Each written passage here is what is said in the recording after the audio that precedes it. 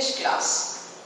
In our today's class, we'll discuss the first unit, which is Romeo and Juliet. Before we could start the poem Romeo and Juliet, we'll see the note about the poet. And this poem is written by William Shakespeare. So before we could start the poem, it is our duty to know a bit information about the poet. So let us glance a short note on William Shakespeare.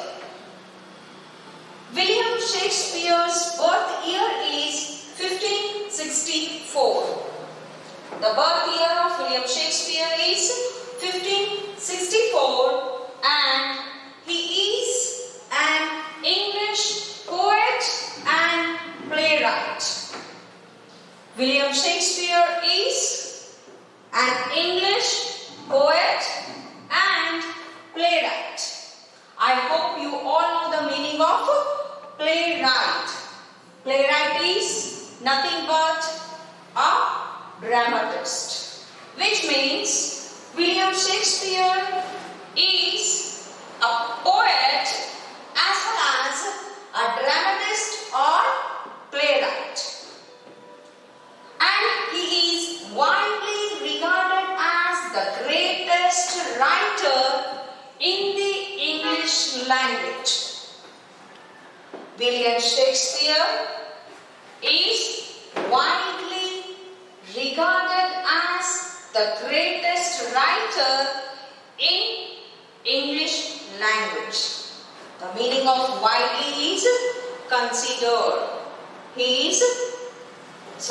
The meaning of widely is vastly. William Shakespeare is vastly regarded means considered. He is vastly considered as the greatest writer in English language.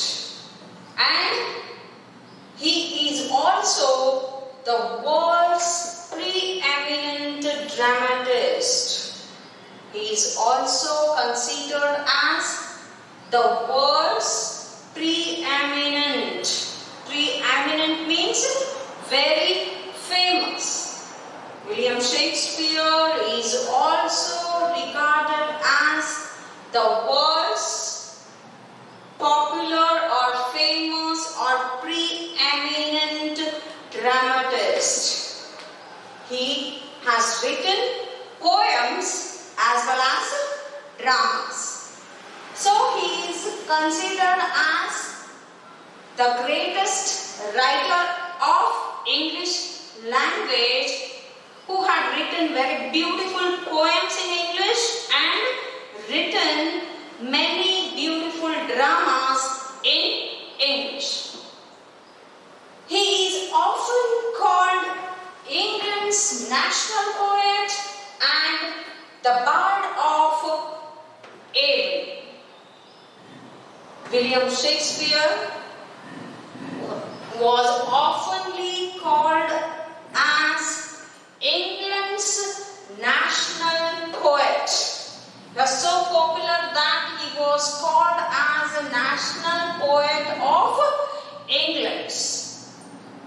And he also was called as the Bard of Avon. The meaning of bard is professional poet.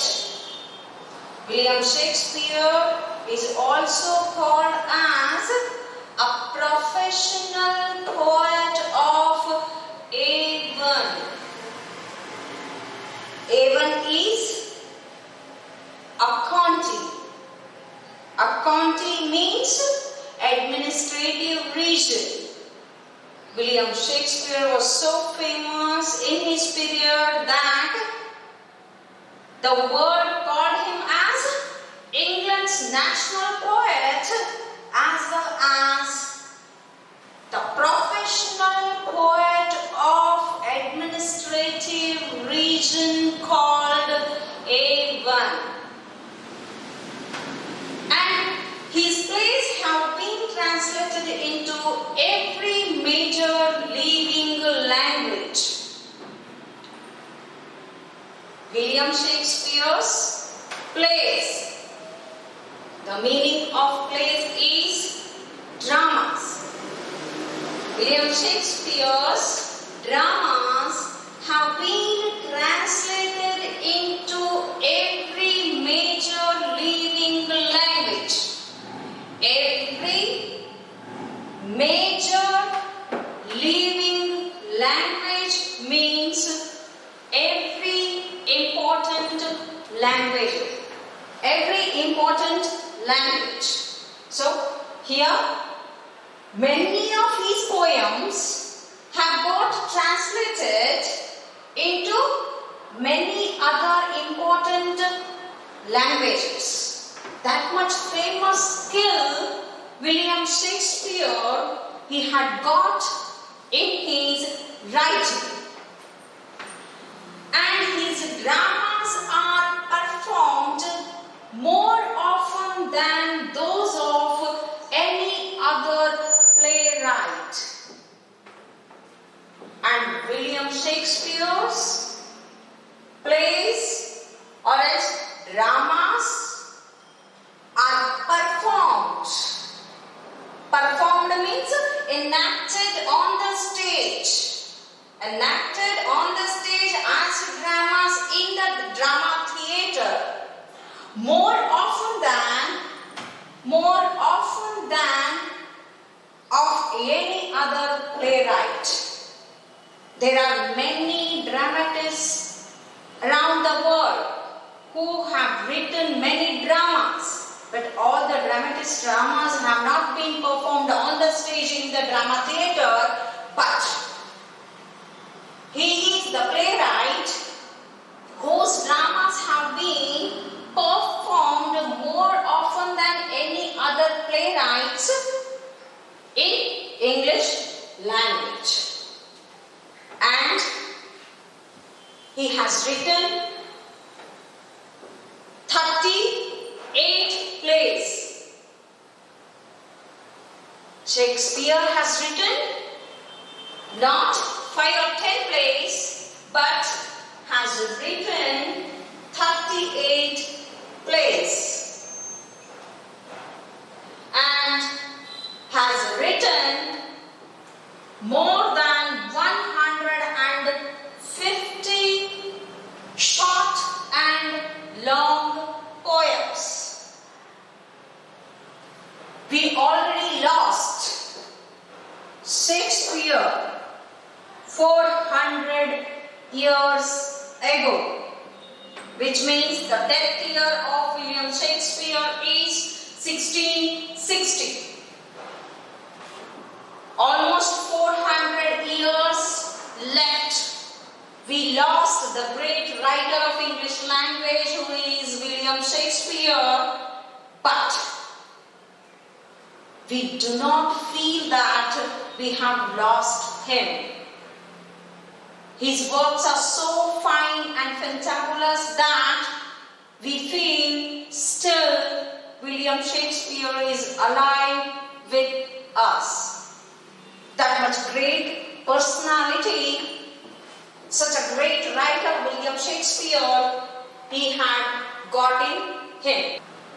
This is what the information which we have got in our text about William Shakespeare. Now, let us move to the next activity which you have got in your text. Below, the note about the poet is glossary. Now, we will see the words of glossary to know the poem better. The title of the poem is Romeo and Juliet. Let us see the glossary words one by one. The first word of the glossary is dot. In bracket, here it is given archaic. The meaning of archaic is old-fashioned.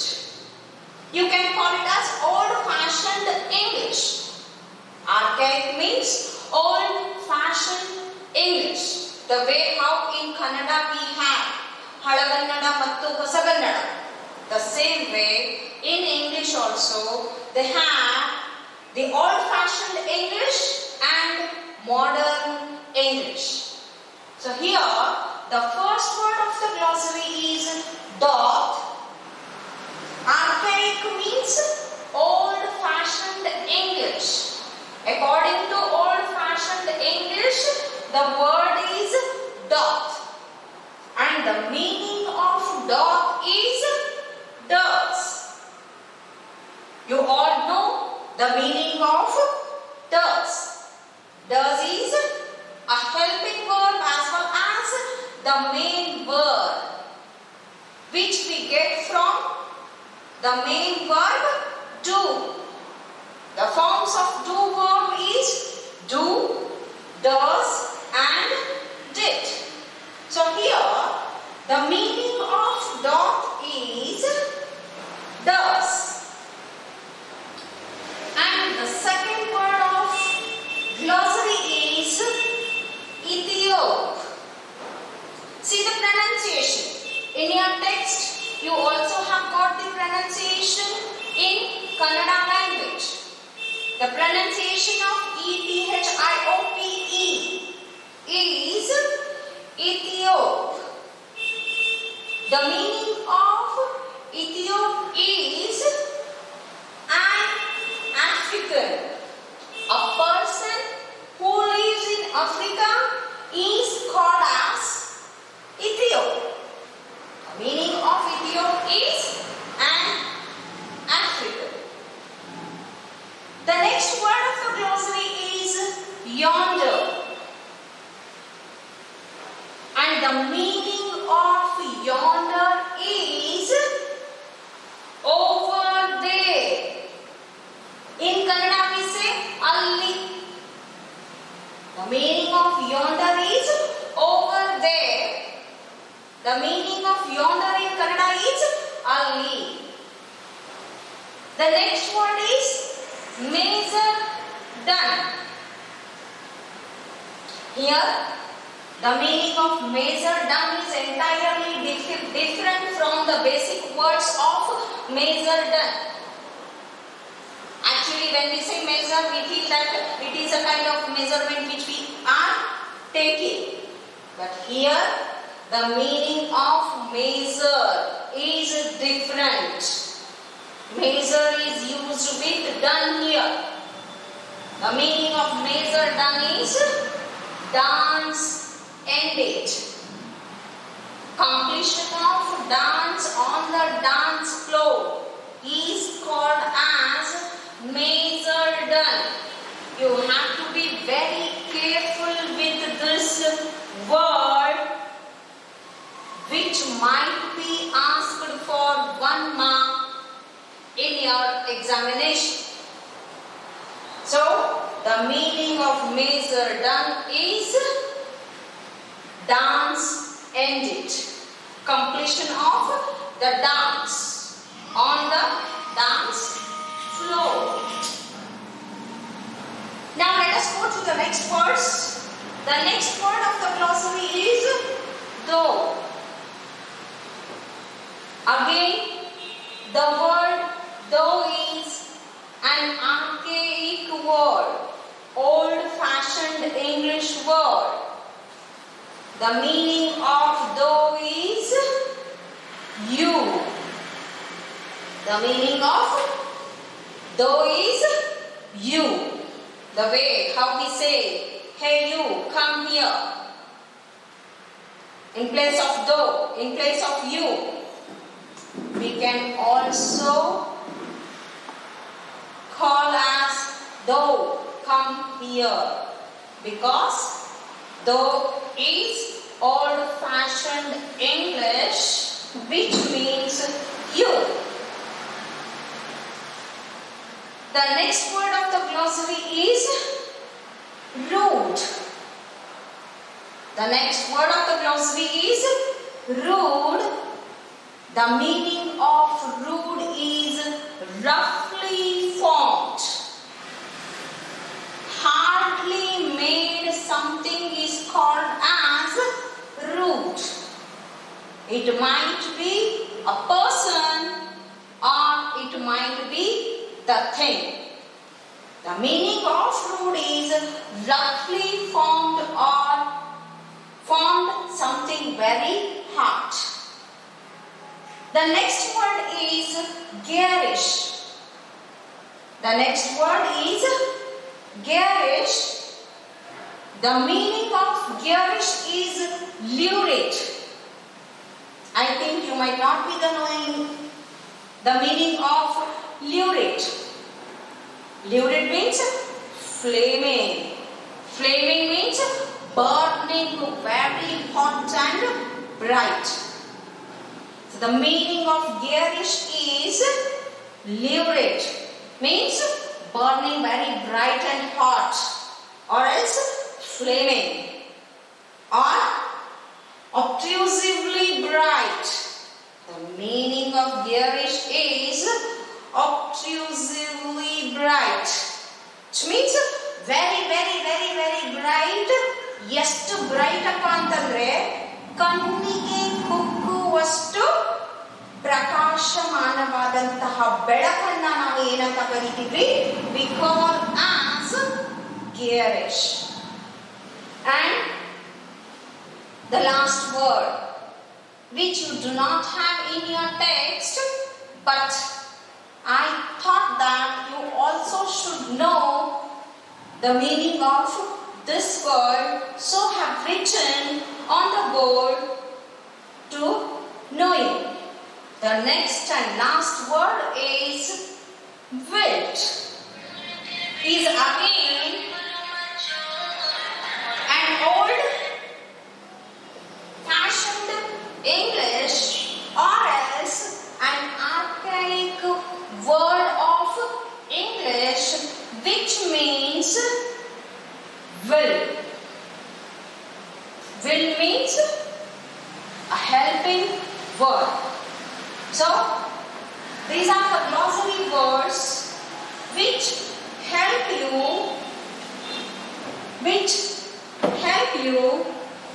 to know the poem Romeo and Juliet. Already we knew note about the poet as well as the glossary words. So now, before we could begin the poem Romeo and Juliet, I would like to explain you the brief summary of Romeo and Juliet drama. Actually, the poem Romeo and Juliet is not a bare poem. This poem is an extracted verse.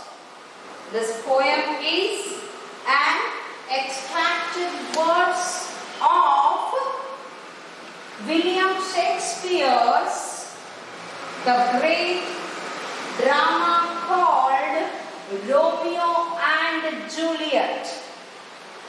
Already we have come to know that William Shakespeare had written 38 dramas, including comedy and tragedy. So, one among 38 plays of his is Romeo and Juliet. From this drama, we have extracted the small verses of Romeo and Juliet. So to know the verses better, I feel it is important for us to know the brief summary of Romeo and Juliet drama. In very short period of time, we'll see the brief summary of Romeo and Juliet, which might help you to know and explain about Romeo and Juliet in your examination. Romeo and Juliet is a drama written by William Shakespeare, which had been even performed on the stages in various languages and had won many audience for it. This drama is a tragedy drama. Once in Verona,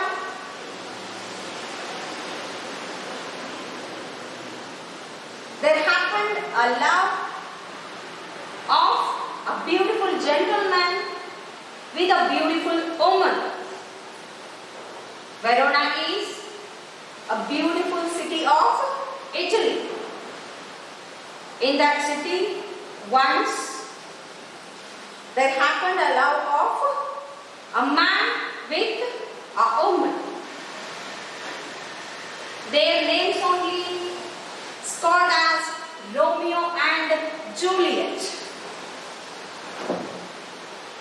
Romeo had fascinated by the beauty of Juliet. Juliet had caught by the handsomeness of Romeo and had fallen in love with each other. Their love had taken such a deep that they did not even know that they belonged to enemy families. Romeo belonged to enemy family of Juliet's. Juliet belonged to enemy families of Romeo's. Later they knew that they belonged to enemy families, but till then their love had deepened. And they couldn't live without leaving each other. Almost all the time, the families of Romeo and Juliet warned, advised, suggested both of them to be departed. But they were such a lovers, their love was so intense that they didn't bother about any warnings of both the families. But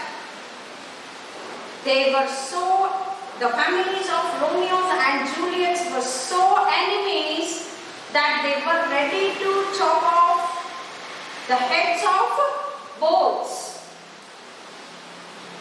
if they found each other. Even though Romeo and Juliet knew this, they did not depart. They decided to marry each other. When Romeo had started admiring Juliet, already Juliet was engaged with the other person. Even though he knew that Juliet got her fiancé, they loved each other. And decided to believe each other. But their families did not allow them to marry them. When Romeo and Juliet knew that their families will not help them to leave each other, Romeo decided to commit suicide by taking poison. Juliet's family locked Juliet in her room, did not allow Juliet to meet Romeo. Romeo became wild, mad, lost his temper, and to the shop, bought a bottle of poison that had been seen by his mates.